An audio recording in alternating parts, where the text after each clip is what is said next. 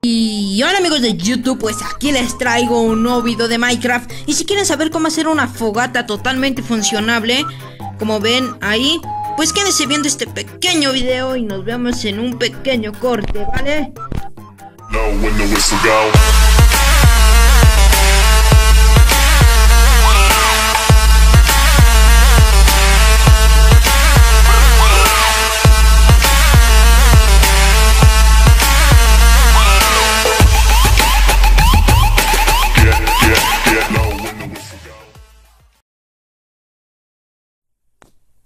Bueno, si quieren hacer esta fogata simplemente fácil, pues ahora les enseñaré la explicación cómo hacer esta fogata. Pero primero lo que tengo que decirles es que lo pueden decorar como ustedes quieran. Y ahora sí, pues vamos comenzando con el video.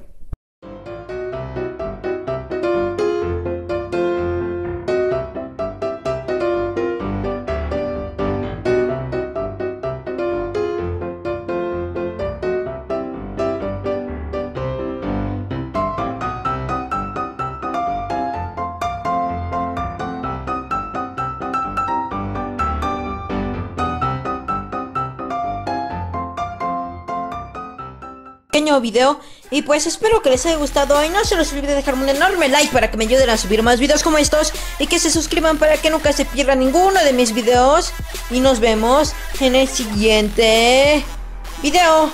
Adiós, cachorritos.